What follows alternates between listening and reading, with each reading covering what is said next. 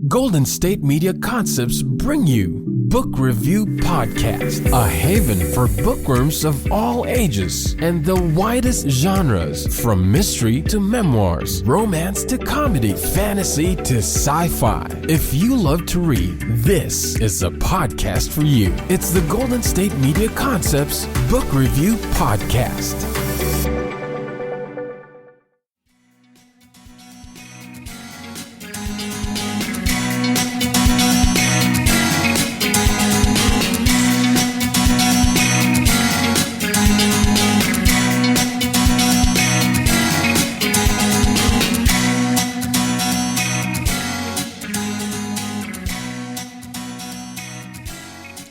Hello and welcome to the GSMC Book Review Podcast, brought to you by the GSMC Podcast Network. I am your host, Sarah. Hope you're having a great Tuesday. Hope you had a good weekend. Let's see, my weekend. I spent Saturday celebrating my sister's birthday. So we spent the afternoon together with her two daughters. That would be the 11-year-old and the 15, almost 16-year-old niece. And that was a good time. We had a picnic and we went for a walk, and my sister wanted a pumpkin spice latte, so we got that. And I am not a pumpkin spice latte fan. I apologize. Every 5 years or so I try one, and every 5 years or so I think, nope, still don't like them. I have nothing against pumpkin or pumpkin spice. I just am not a fan of the latte. And I do laugh at how many pumpkin spice things in the world there are nowadays. It's just crazy. I saw pumpkin spice Cheerios the other day, and pumpkin spice Pop-Tarts, and pumpkin spice oatmeal, I think. So it's definitely a trend. If you are a pumpkin spice fan, that's awesome. I hope you were enjoying it, just soaking it all up. Sounds kind of gross, but whatever. Anyway, all I was saying was that I had a good weekend. I had a nice time with my sister celebrating her birthday, and that was good. And Sunday was just quiet. And then, now we're into a new week and almost done with September, and yikes. But we are not here to talk about pumpkin spice lattes or birthdays. We are here to talk about books. And as I mentioned at the end of the last episode, today I am speaking with author Clare Whitfield about her debut novel. It is historical fiction. It is a thriller. It's called It's called People of Abandoned Character. And it is set in the time when Jack the Ripper was stalking the prostitutes in Whitechapel in London. So let me go ahead and give you the description of this is the description as given on Amazon, because my copy of the book does not have a description on the back. So here is that description, as I said, from Amazon. Marry in haste, murder at leisure. London, 1888. Susanna rushes into marriage to a young and wealthy surgeon. After a passionate honeymoon, she returns home with her new husband wrapped around her little finger. But then everything changes. Thomas's behavior becomes increasingly volatile and violent. He stays out all night, returning home bloodied and full of secrets. The gentle caresses she enjoyed on her wedding night are now just a honeyed memory. When the first woman is murdered in Whitechapel, Susanna's interest is piqued. But as she follows the reports of the ongoing hunt for the killer, her mind takes her down the darkest path imaginable. Every time Thomas stays out late, another victim is found dead. Is it coincidence? Or is her husband the man they call Jack the Ripper? So there you go, the description of People of Abandoned Character. Like I said, it is historical fiction. It is it's historical thriller. And if you are a fan of the Jack the Ripper murders, that sounds weird, but you know what I mean. If you're intrigued by those murders, or even if you're curious about them, then you might want to check out this book. Or if you just love historical fiction, historical thrillers, then you should definitely check out this book. There is a cast of complex characters, lots of twists and turns, lots of not sure what's going on with a lot of the different characters. And so it's not just Susanna, it's told from Susanna's point of view. And so you're getting her perspective and kind of going down this trail of increasing paranoia and fear with her, but then the people around her, you're just never quite sure what is going on with even some of the seemingly minor characters. It feels like there's something hidden within each of those characters. So let's go ahead now and turn to the interview with Claire so she can tell you more about this book. Hi, Claire. Welcome to the podcast. Hi, Sarah. Thank you for having me very much. It is wonderful to have you, and we are speaking. I'm in Montana, and you are not. You are in England, so we have a definite time gap, and you're a little further away than some of my interviews. So thank you very much for braving the technology to join me. I really appreciate it. No, I feel really proud of myself for managing to make it work. So this is a win. It's a triumphant day for me. So yeah, I appreciate it. That's awesome. Well, we're going to be talking about your book, People of Abandoned Character. Before we get there, though, if you wouldn't mind sharing a little bit about yourself, that would be great. Yeah, so obviously my name's Clare Whitfield. I come originally from South London, so of the tube, which is, I guess, what you guys call the subway. It's right at the bottom of the Northern Line in a tiny place called Morden. I was the youngest of 4 children by quite a big gap, so I was like the unplanned mistake that turned up. But both my parents are ex-forces, ex-armed forces. And now I actually, in my 40s, I live in a village between Southampton and Portsmouth. So if you think of England or the islands of the UK, all the land, I'm right at the bottom on the coast, in the middle. I have a daughter. She's going to be 17 next month, and a husband he's a tattoo artist. My best friend is a black working Labrador called Jose. And I also work full time for a housing association. So that's pretty much it. All right. I actually have a friend whose husband was stationed in England for a while, and they lived in Portsmouth. So I know where it is on the map. I haven't been there, but I know where it is. That is half the battle. No one ever knows where anything is. So that's good. Thank you. Let's talk about the book. Again, it's called People of Abandoned Character. Can you give an overview of the premise? Yes, of course. So spinster nurse Susanna, she rushes into marriage after a very passionate whirlwind romance with a younger but wealthy doctor at the hospital where she works. She's had a few traumatic months, and she finds sort of herself rescued in this intense relationship. But as soon as she marries him, Thomas starts to act really strangely. And at the same time, the Whitechapel murders, which is how they were known originally, which will go on to become famous worldwide as the Jack the Ripper murders, have started. And as a Victorian housewife, she's very much captive and indoors, and she spends her time studying all the newspapers, and she starts to suspect her husband and this man that they call the Whitechapel murderer could be one and the same. All right. Now that you know a little bit more about the book and Claire, let's go ahead and take our first break of the podcast. When we come back, we'll be talking more about People of Abandoned Character. So stay tuned. You're listening to the GSMC Book Review Podcast, and I'll be right back.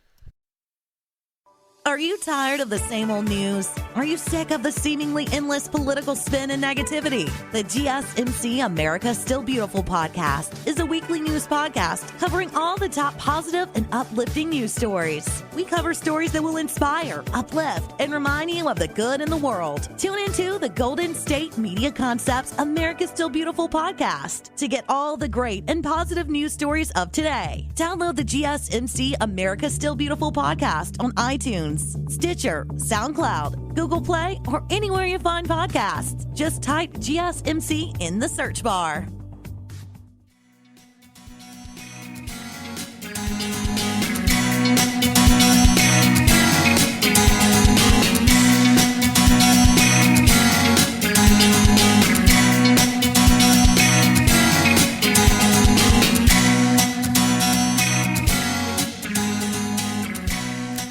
Welcome back to the GSMC Book Review Podcast. I am speaking today with author Clare Whitfield about her historical fiction thriller, People of Abandoned Character. Let's go ahead and return to that interview. Yeah, it's definitely got some of that Victorian kind of Gothic feel to it. She's in a situation where she's well, the marriage is not good, so she's definitely got emotional things happening, not helped by laudanum, and that goes from there. What was your initial inspiration for the story? You know what? It was one of those weird ones that popped out of the blue. So I used to do adult education writing workshops, creating writing workshops. So, years ago, trying to keep writing, even though life was busy, marriage, kids, work. But we had to do a writing exercise once, and it was in response to a real newspaper piece about the Ripper murders. And the only catch was we were told you can't be a prostitute. You have to write it from a POV, a point of view, but you can't be a prostitute and you can't be a policeman. And I thought his wife, or someone who thought they were, married to Jack the Ripper, was the next obvious thing. But it wasn't it, but clearly with the rest of the group. And it really, really had a strong reaction. And I didn't really think anything much of it, to be honest. And I just sort of left it. And after that, whenever I got stuck in like writing exercises, or I went on to do a master's after years doing a master's degree in creative writing to try and keep writing. Whenever I got stuck, I used that idea, and it always had a really, really strong reaction. So I thought, you know what, I'm just going to use this to write my debut novel, because that's going to be a massive achievement just to write a novel. So that's how it came about. It just stuck with you, and you finally had to bring it to life. Yeah, I think it was very much like exercising a demon, because obviously for a debut author, Jack the Ripper territory is quite controversial, shall we say. It can go bad or go well. And I was like, I didn't really want to take that on, but my tutor said it was still a very commercial subject. So as a debut writer, you might, it's a good idea. So I just thought, you know what, I'm going to get it out of my system. All right. And the main character, most of the book is told from her point of view. Her name is Susanna. What do you think about her will resonate with readers?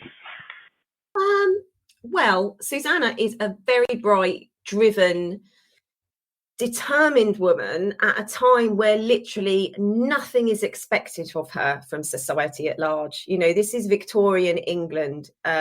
So really nothing is expected of her. And she has this opportunity, as a lot of women leap at during the nursing reforms, where nursing became a proper trade. So that's also kind of covered in the book, how legions of women were desperate to join, to become nurses, because it meant they could have a skilled profession and a decent wage behind them, an identity, if you like, and some independence. She's also plagued by self-doubt. She's confused, and she's really, really hard on herself. But she's got a lot of very witty observational humor. And I think she's trapped, because she's trapped in this unhappy marriage that turns quite, takes a real turn for the worse.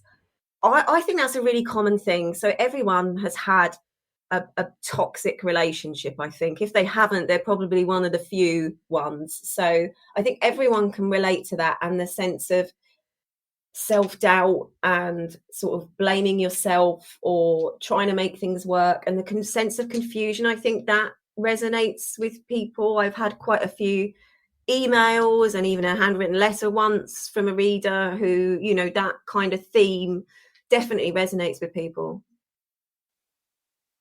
Absolutely, yeah. And one thing that I like about Susanna is that she really is kind of the embodiment of women's role at the time. She comes from a very poor family. She doesn't have family, so she goes into nursing, but she also tries to, she marries out of nursing, and she marries someone who's wealthy, so she's trying to better her position. but she also feels like, obviously, she did not come from this class. She doesn't know what she's doing. And so great embodiment of women's issues at the time.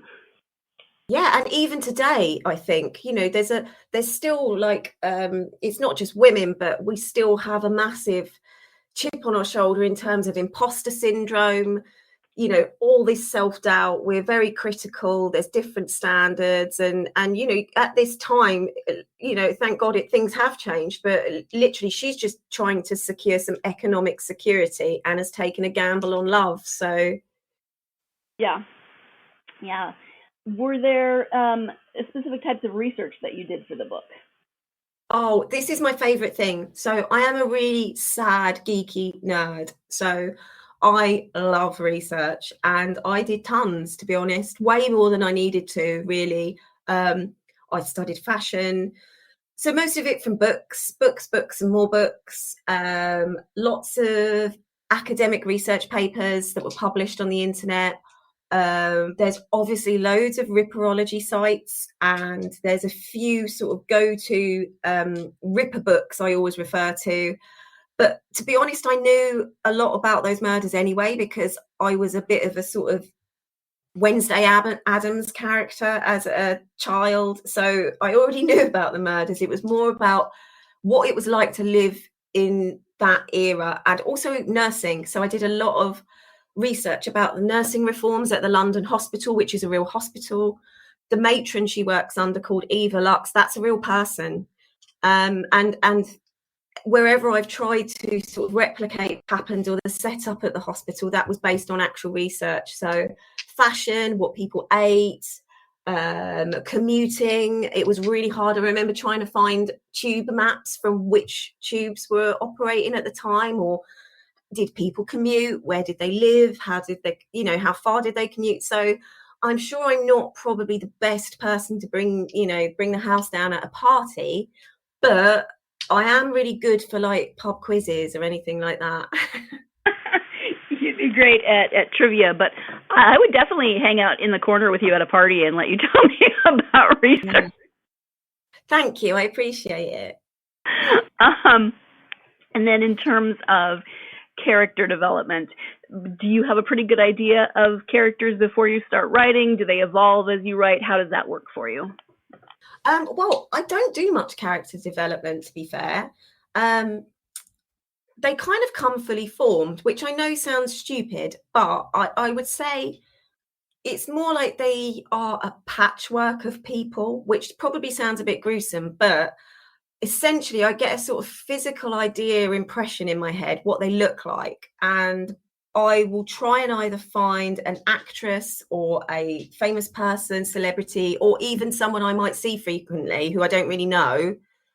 And they could be the physical part of that. And then the sort of essence of them comes fully formed, I suppose.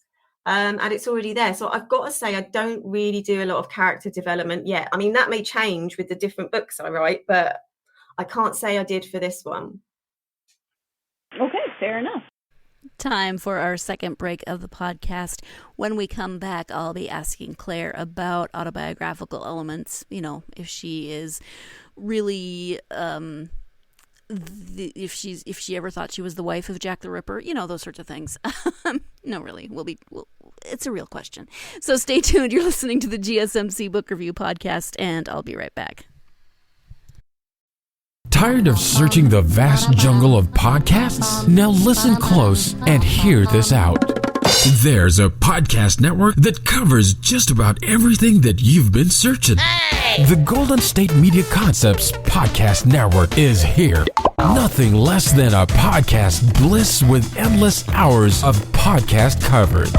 From news, sports, music, fashion, cooking, entertainment, fantasy, football, and so much more. So stop lurking around and go straight out to the Golden State Media Concepts Podcast Network. Guaranteed to fill that podcast itch. Whatever it may be. Visit us at www.gsmcpodcast.com. Follow us on Facebook and Twitter, and download us on iTunes, SoundCloud, and Google Play.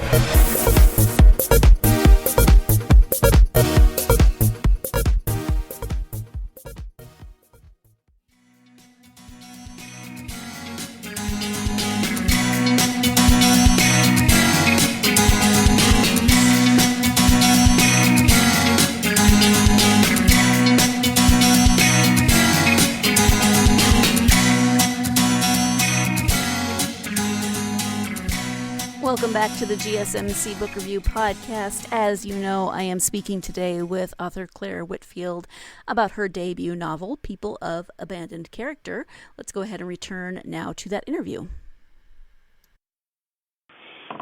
Do you include any autobiographical elements within your writing? I don't think I do more than the average person.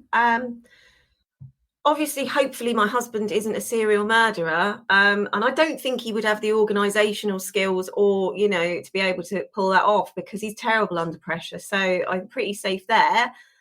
But I would say it's more like the small events. So, for example, there's a bit where she's sort of documenting her grandmother's mental decline into dementia, and there's a row about a pot. Well, that was based on real life. From a woman with dementia. I saw that happen. So it's often the little things that are stolen from everyday life rather than the big things, if that makes sense. Yeah, absolutely. But those things often make it feel more real or genuine. Exactly. It very much helps to give a sense of realism to the characters. They're not always like doing these fantastic things. You've got to get in some normal day-to-day dialogue or real things that happen that, exactly as you said, give it that sense of reality. Mm-hmm. And this is one of those books where there are other questions that I want to ask, but I don't want to give anything away because, that kind of a book. So I'll ask you, what about historical thrillers what draws you to historical thrillers and writing in that genre? Well, to be honest, that was one of the reasons I was really, really quite nervous about this book being my first one, because I'm not a historical fiction writer. And I didn't want to be. And I write stories. It will be crime, so it will be thrillers, mysteries, crime based, but they will always have a very strong sense of setting.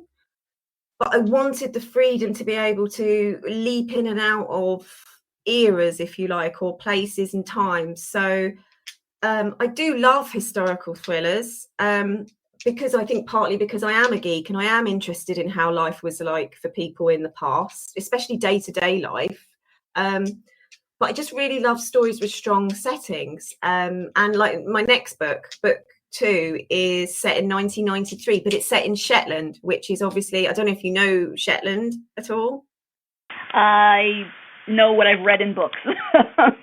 Yeah. Well, before this, that was the same as me, but it's like floating in the sea between Scotland and Norway. So, it's quite isolated and remote and hard to get to. So again, a strong setting with its own sort of real atmosphere. It almost becomes a character. So, and I think that's the same as Whitechapel. Yeah. And can you talk a little bit about what you're working on now? I mean, without whatever you're comfortable sharing. Yeah. So novel 2 comes out in the UK in June 22. Obviously next year. I keep thinking it's March last year still, so forgive me. So it comes out in June in the UK, and it's called The Gone and the Forgotten. And that is the book that's the crime novel that's set in Shetland in the 1990s. But I'm also starting to work early doors on book 3. So, and that is actually set, I'm not too sure about the time yet, so I won't commit to that, but it's actually set in a suburb I lived in for a while when I first moved down from London to Southampton. So it's a bit, it's the burbs, but that again has I found it it sounds silly, but when I moved from a city to, literally the coast, I found it a real culture change, believe it or not. It was so different in terms of, that city mentality to kind of a more rural sort of suburb. So I really want to use that. All right, yeah. And why did you choose the 1990s for your second novel? Because I don't know why I chose the 1990s. I think it's because I was also a similar age to the main character in the 90s. So her experience of the world and her experience of adults and the systems you have to engage with and your place in it was helpful because I knew what it was like at that time, at that age. And also it's just before mobile phones really start to kick off. Mm-hmm. 93 is still too early for most people here to have mobile phones, so and that was important to me. Yeah, it definitely changes what your character is able to do and how fast they can do things. Exactly. And also I wanted to really optimize the sense of isolation and remoteness. Mm-hmm. So not having that technology at your hand really, I needed to just be before that exploded. Yeah. You mentioned that it sounds like you've been writing in various forms for a while. So is that something that you always wanted to do? Writing, yes, I suppose. Do you know, it's weird. I suppose it took me a long time to come round to the idea that it was for me, because I suppose when I was a bit nerdy and I loved my books, but I was always more darker stuff. So crime, especially true crime, that kind of addict. And it was my sister and my mum who were the readers of fiction. And they read some, I think, ghastly books, but everyone's got their own taste. And they were really into like romance stuff and, these sort of, I don't know, sweeping period dramas. And I think because of that, I didn't think writing was for me. I always did well at it at school. But it took me a long time to come round to the idea that maybe it was for me and that I shouldn't feel like I need permission to take part. But I suppose as a sort of normal, everyday working class girl, it didn't feel like writing a novel would ever be something in my reach. Time for the last break of the podcast. When we come back, we'll be talking a little bit more about imposter syndrome and how it affects so many of us. So stay tuned. You're listening to the GSMC Book Review Podcast, and I'll be right back. Pets bring such joy to our lives, and the GSMC Pets Podcast is here to share in that joy. We'll tell stories of pets finding their forever homes, acting in unexpected ways, being helpful, or just being silly. Whether you love dogs, cats, llamas, reptiles, fish, or you've never met an animal you didn't like, the GSMC Pets Podcast is for you.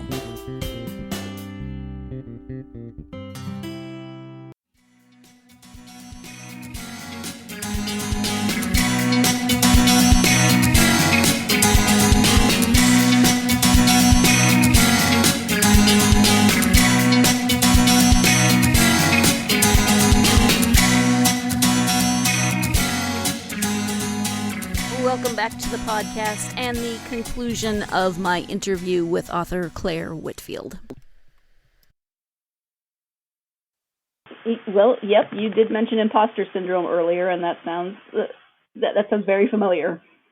Yeah, and it's also quite. I mean, I don't know what it's like in the US, but it is quite a sort of more upper class terrain because publishing is so well educated that when you're not from those circles, it does feel like an unachievable reach to kind of get in there. So I suppose that's another thing from Susanna's sort of what would resonate with people, that, like you said, the fact that she's from a poorer background and she's now in this circle and she's got to try and navigate without kind of giving herself away or making a fool of herself. So yeah, I guess that's a personal thing maybe that's come through in a sort of conceptual way. Yeah. But yeah, I suppose I've always loved writing, but I never thought I was good enough. I understand. But yeah, you need to. I'm really happy that you did start writing and that you're writing in the genre that you love, as opposed to trying to write something that for someone else, or something you think is more popular. Exactly. It takes a long time, doesn't it, to give yourself permission to do what you feel you need to do. Yeah. From your experience, then, do you have advice for aspiring authors? Oh wow. Advice. I would say I shouldn't give advice because literally I've done one book and I'm not in a position to do any advice. But I would say what I found is that with my background and the people that I'm surrounded by every day, saying you want to write is the equivalent of saying you want to be a rock star, or you want to be a famous Hollywood actress. And I suppose people just didn't want to see me disappointed and weren't very encouraging. And there will be a queue of people, is my point. There will be a queue of people telling you can't do it and to not bother. And my advice would be, don't listen to them. It says way more about them than it does about you. Absolutely, yeah. Because you never know where that's coming from. It could be genuine concern. It could be, their own views of the world. There's just so many reasons people say. Yeah. So I know you like true crime and crime. Do you have favorite authors that you turn to when you read for yourself? Yeah, I do have comfort authors. I know it sounds silly. Like if I'm having a really bad time, there's certain things I'll think, I'll read that book again. I love Gillian Flynn. She's like my hero. I think she's amazing. That's one of the books I read, Gone Girl, years ago, obviously. And I read that and it was literally like an explosion in my head when I read that. I loved it. One of my other comfort books that I always go back to, because I think this is the person who gave me permission to write how I wanted to write, would be Kurt Vonnegut. And actually I do have a tattoo of So It Goes on my arm from Slaughterhouse-Five. I loved reading his book because I think didn't really enjoy reading fiction at school, because the books they force you to read are always like really hard work and depressing, and they're really about posh people, or it's like Chaucer, or and it's the same things over and over again, and I can't remember when I got that book, but I must have done it at school in some capacity, and I remember reading it thinking, wow, you can write like this. It doesn't have to be really flowery, or you know what I mean. It was just, he was very raw and honest, and that just really sparked some excitement in me. All right, thank you. I know you have a website, so if you can tell people the website address and also what social media you might be available on. Yeah, so I'm on Instagram, Clare Riley Whitfield, and I'm on Twitter with Riley Whitfield, and I also have a website, which is Clare Whitfield Books. Thank you. We have talked about a variety of things today, Clare, but is there anything that you were really hoping to bring up or highlight during our time together that we haven't covered? No, not at all. I'm just happy to be invited on to have a chat, and I really hope that people who do take interest in the book and read it, I really hope that the things we talked about resonates with them too. So thank you. Oh, you're welcome. Thank you so much. I really appreciate you taking the time to talk to me. No, it's a pleasure. Thank you once again to Clare for joining me to talk about People of Abandoned Character. I'm always happy when international interviews go well and we don't have any technical difficulties. I'm always happy after the technical difficulties are resolved and we get things done, but it's nice when things go correctly the first time. So thank you, Clare, for figuring out the technology aspects on your end, and I'm glad they went smoothly. And yeah, I love when I get to talk to people in different countries. It's awesome. And I also love to hear people's different accents from different countries. Also awesome. Anyway, thank you, Clare. And thank you, as always, to you, my listeners. If you are a fan of this podcast, please do all of those things that I always ask you to do if you haven't done them. Those things are to follow the podcast on social media, Facebook, Twitter, and Instagram. Please interact with me. Ask me questions. Tell me what you're reading. I love to hear from listeners. And also, if you would like to and you'd like to help the podcast, please do take the time to leave a review, whether written or starred. That very much helps us to get the podcast out to more listeners such as yourselves. So thank you in advance for any of those things that you decide to do, or thank you for anything that you have already done. Really, really appreciate it.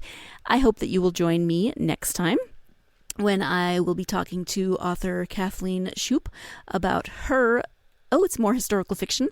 It is in her Denora series, and that book is called The Magician. So join me for that interview. It is partly about a baseball player who grew up in Denora, Pennsylvania, and a Stan, I'm blanking on his last name, Muse. Oh, baseball fans, I'm so sorry. He played for the Pittsburgh Pirates. Anyway, Stan the Man, the Magician. I'm sure you know, if you're a baseball fan, who I'm talking about, and I will know his name next time. It starts with an M, and wow, yeah, I don't have the book right here next to me. Anyway, that book is called The Magician. The author is Kathleen Shoup. At least I know those things. A baseball historian, unfortunately, I am not. Thank you again to all of you for joining me for today's podcast. I hope that your week is going well and that you're doing something fun. Maybe you're drinking a pumpkin spice latte while you're reading a book. Maybe you're enjoying some beautiful fall weather, taking a walk, or outside reading a book. But whatever it is, I hope that there's plenty of time to read that book and to get lost in that book. Thank you so much.